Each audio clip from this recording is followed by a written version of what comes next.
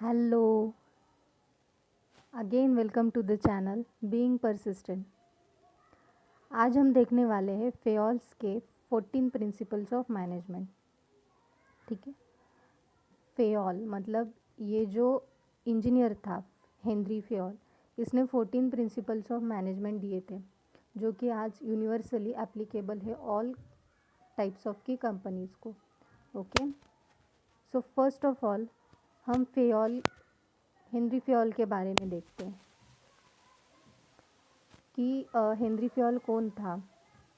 ठीक है, उसने कौन से बुक्स पब्लिश किए। हेनरी फेयल, इसका मीन्स बॉर्न ईयर क्या है 1841 एंड ये इसका डेथ ईयर है 1925। Was born in suburb of Istanbul, Turkey in 1841। Was a French coal mining engineer. वो कौन था? फ्रेंच कोल माइनिंग इंजीनियर था। Mining executive, author, director of mines who developed a general theory of business. इसने कौन सी theory develop की थी? General theory of business administration, that is often called as Fayolism. उस थियोरी को क्या बोलते हैं? Fayolism. Henri Fayol provided one of the most influential modern management concept of his time. Books, Fayol ने 1949 में जनरल एंड इंडस्ट्रियल मैनेजमेंट की एक बुक लिखी थी, मीन्स उसकी ये बुक पब्लिश हुई थी। यह हमने फेयल के बारे में देखा। ठीक है, अभी इसमें जो प्रिंसिपल है हम वो एक एक करके देखने वाले।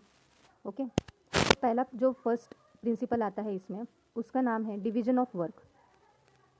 मीन्स आप देखते हो कि अगर आपके घर में कोई बड़ी शादी हो, बड़ा फंक्शन हो, कोई भी हो, तो क्या होता है कि हर एक काम एक एक को बांट दिया जाता है जिससे कि अकेले एक आदमी पे कोई बोझ ना आए काम का। ठीक है, तो फिर ऐसे ही कंपनीज़ में भी division of division of work या लेबर मतलब क्या कि हर एक डिपार्टमेंट, जैसे कि सेल्स डिपार्टमेंट का काम सेल्स डिपार्टमेंट को ही करना पड़ता है, वहाँ पे अलग स्पेशलाइज्ड स्टाफ होता है। मार्केटिंग डिपार्टमेंट, ठीक है, production department, purchase department, advertising department, इस तरह के अलग अलग डिपार्टमेंट में काम को डिवाइड किया जाता है। अगर एक ही काम एक ही जगह पे होगा तो पूरी तरह से कन्फ्यूजन क्रिएट हो जाएगा। ठीक है, so division of work improves the productivity. इससे क्या होता है, अलग अलग डिपार्टमेंट्स अलग अलग अपना अपना काम स्पेशलाइज तरीके से करते हैं, इसलिए क्या होता है, प्रोडक्टिविटी बढ़ती है, मतलब काम जल्दी हो जाता है और ज़्यादा प्रोडक्शन भी होने में मदद होती है। इफ़िशियंसी भी इम्प्रूव होती है, accuracy and speed of the workers. ठीक है, अपना अपना काम डिवाइड करने की वजह से स्पीड से ज़्यादा होता है काम, उसमें एक्यूरेसी भी आती है ज़्यादा लोड ना होने की वजह से। ठीक है, this principle is appropriate for both the managerial as well as technical work level. Managerial और टेक्निकल वर्क लेवल के लिए ये प्रिंसिपल एप्लीकेबल है। मतलब ऐसा नहीं कि सिर्फ मैनेजरियल वर्क के लिए वर्क को डिवाइड किया जाएगा, लेकिन ये टेक्निकल वर्क रिलेटेड भी ये कंसेप्ट कंसिडर किया जाता है। Enhance the quality of the product. Obviously अगर वर्क को डिवाइड किया जाएगा तो हर एक डिपार्टमेंट अपनी तरीके से एक्यूरेट एंड इफ़िशिएंट काम करेगा। ठीक है, इससे क्या होगा, ऑटोमेटिकली प्रोडक्ट की जो क्वालिटी है वो भी इम्प्रूव हो जाएगी। ये सेकंड प्रिंसिपल है। इसमें क्या दिया गया कि authority facilitates the management to work efficiently and responsibility makes them responsible for the work done under their guidance और लीडरशिप। मीन्स क्या, ऑथोरिटी मीन्स अधिकार एंड रिस्पॉन्सिबिलिटी मीन्स उनको जो वर्क दिया गया है उसको कंप्लीट करना। ठीक है, responsible for the task which ever is assign to them. So ये दोनों जो है ये कंबाइन चलने चाहिए। अगर एक पर्टिकुलर काम की सिर्फ अथॉरिटी दी जाए, ऑब्वियसली अगर जो टॉप मैनेजमेंट है उनको अथॉरिटी भी रहती है और रिस्पॉन्सिबिलिटी भी रहती है, बट अगर जो अथॉरिटेटिव या फिर टॉप मैनेजमेंट है वो अगर उनके एम्प्लॉयज़ को रिस्पॉन्सिबिलिटीज़ दे रहे हैं तो सिर्फ रिस्पॉन्सिबिलिटीज़ देना ही सफिशेंट नहीं है। क्यों? क्योंकि अगर सिर्फ रिस्पॉन्सिबिलिटी दी जाए और किसी कारण अगर डिसीजन लेना है जल्दी, ठीक है, और डिसीजन लेने की अथॉरिटी उनको दी ही नहीं गई है, ठीक है, हर बार उनको टॉप मैनेजमेंट की तरफ जाना पड़े, तो इससे क्या होगा कि डिले होगा। मतलब कोई अगर प्रोजेक्ट है, ठीक है, किसी छोटे छोटे काम में अगर उनको अथॉरिटी दी नहीं जाए डिसीजन लेने के लिए तो हर एक काम में डिले हो जाएगा। ठीक है, तो इसलिए authority and responsibility both are important. Discipline, third principle है discipline. Without discipline nothing can be accomplished. It is the core value of any project और एनी मैनेजमेंट। आप देखते हो कि जो आर्मीज़ रहते हैं, आर्मी की जो ट्रेनिंग रहती है, या फिर स्कूल का एग्जांपल ले सकते हो, अगर विदाउट डिसिप्लिन ये जो ऑर्गेनाइजेशन है ये चले, ठीक है, आर्मी की हो चाहे स्कूल का हो, या फिर एनी डिसिप्लिन्स, ठीक है, जहाँ पे डिसिप्लिन नहीं है तो वहाँ पे क्या होगा, पूरा मिसमैनेजमेंट हो जाएगा, ठीक है, कोई भी चीज़ प्रॉपर तरीके से नहीं होगी। तो इसलिए डिसिप्लिन भी उतना ही ज़रूरी है। यूनिटी ऑफ कमांड, डिसिप्लिन में ये बोला जा सकता है कि अगर कोई एम्प्लॉय बहुत जल्दी आता है, ठीक है, और कोई एम्प्लॉय एकदम आराम से धीरे धीरे आता है, तो ये क्या होगा, ये जो जल्दी आता है उसके साथ क्या होगा, अन्याय होगा। तो इसलिए डिसिप्लिन सभी के लिए लागू किया जाता है। Unity of command. This means an employee should have only one boss and follow his command. If an employee has to follow more than one boss, there begins a conflict of interest and can create confusion. Obviously, अगर एक से ज़्यादा bosses means एक से ज़्यादा जो authoritative persons है वहाँ मीन्स सपोज करो एक एम्प्लॉय है, ठीक है, या फिर एक असिस्टेंट है, तो उसको फाइनेंस मैनेजर से भी डिसीजन दिया जा रहा है, परचेस मैनेजर से भी डिसीजन दिया जा रहा है, ठीक है, और सेल्स मैनेजर भी अलग डिसीजन बता रहा है। तो इससे क्या होगा, वो जो असिस्टेंट है उसके दिमाग में पूरा कन्फ्यूजन हो जाएगा कि एक्चुअली में उसे किसकी सुननी है। तो इसलिए एक एक टाइम पे या फिर एक एम्प्लॉय को एक ही जो बॉस है वो कमांड दे सकता है। यहाँ तक आपको समझ में आ गया होगा। अभी नेक्स्ट हम देखते हैं, फिफ्थ प्रिंसिपल है यूनिटी ऑफ डायरेक्शन। कोई भी काम या फिर कोई भी, सपोज करो आप एक एग्ज़ाम दे रहे हो, तो आपको कोई डायरेक्शन ही नहीं है, मतलब कि कब उठना है, कब कौन सा टॉपिक पढ़ना है, किस टॉपिक को कितना टाइम देना है, ठीक है, किस टॉपिक को कितने टाइम में ख़त्म करना है। ये सब चीज़ें अगर आपके पास डायरेक्शन नहीं है तो पूरी तरह से पूरे प्रॉपर वे से नहीं हो पाएगी। इसलिए this means all persons working in company should have one goal, ठीक है, आपका जो एग्ज़ाम का गोल है, ठीक है, वो अचीव करने के लिए आपको डायरेक्शन में काम करना पड़ेगा। इसी तरह से कंपनीज़ में भी अलग अलग एम्प्लॉयज़ जो होते हैं वो अपने पर्सनल गोल्स को अचीव करते हुए, मतलब कि पर्सनल अपनी प्रोडक्टिविटी बढ़ाते हुए, जो ऑर्गेनाइजेशन का मेन गोल है उसको एक साथ में एक डायरेक्शन में ही काम करते हैं। इससे क्या होगा कि वो जो गोल है सभी एक डायरेक्शन में जाएंगे तो वो गोल जल्दी से जल्दी अचीव हो जाएगा। Next is subordination of individual interest. This indicates a company should work unitedly towards the interest of company rather than personal interest. Be subordinate to the purposes of an organization. Means personal interest जो है कि नहीं, मुझे बस salary मिल रही है, मैं अपना काम करूँगा और बस चले जाऊँगा, ऐसा ही ना हो, ऐसा ही कंसिडर एम्प्लॉय ने नहीं करना चाहिए, क्योंकि जो ऑर्गेनाइजेशनल गोल्स है उस पर इसका इफ़ेक्ट पड़ता है। तो एम्प्लॉयज़ जो है, इस प्रिंसिपल में ऐसा कहा गया है कि एम्प्लॉयज़ ने ऑर्गेनाइजेशनल गोल की तरफ काम करना चाहिए, ना कि पर्सनल इंटरेस्ट की वजह से काम करना चाहिए, ठीक है। Remuneration, it is in terms of monetary and non monetary value for motivating the employee for the efforts they have made.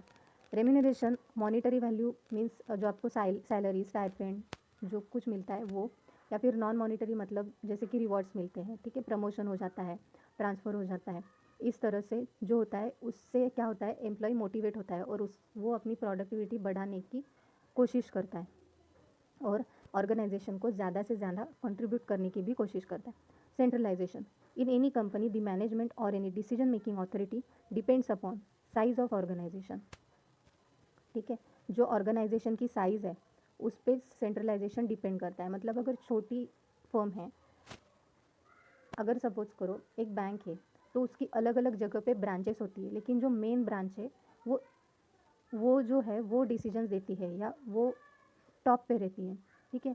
तो इस तरह से वो उसका सेंट्रलाइजेशन होता है, ठीक है, इस कंसेप्ट को हम सेंट्रलाइजेशन बोल सकते हैं।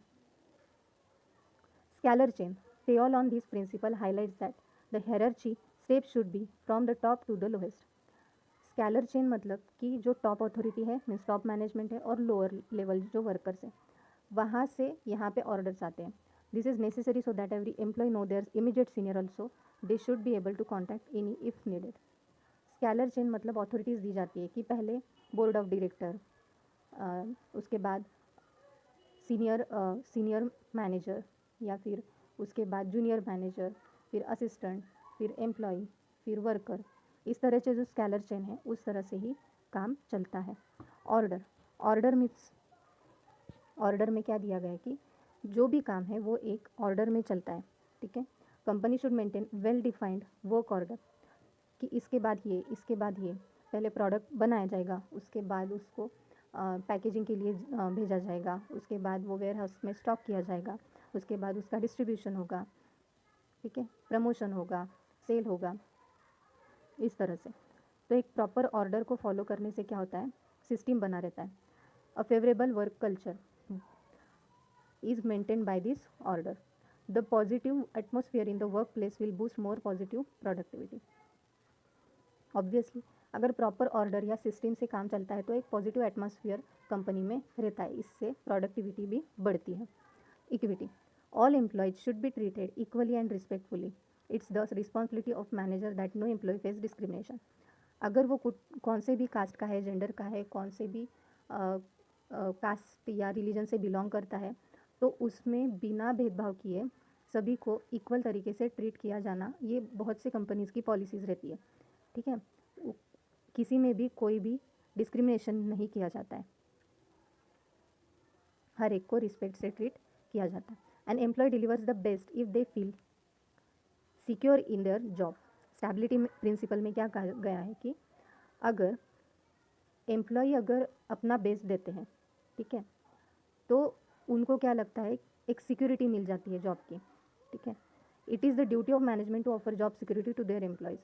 मीन्स कंपनी की तरफ से अगर एम्प्लॉय अपनी तरफ से बेस्ट देता है, 100% देता है, तो मैनेजमेंट की भी ये रिस्पॉन्सिबिलिटी बनती है कि वो एम्प्लॉय को जॉब सिक्योरिटी दे दे कि हाँ, आप इस कंपनी में अच्छी तरह से कंट्रीब्यूट कर रहे हो, ठीक है, आपको हमारी ऑर्गेनाइजेशन आपको जैसी मदद चाहिए या फिर जैसा आपको सिक्योरिटी चाहिए वैसी देगी।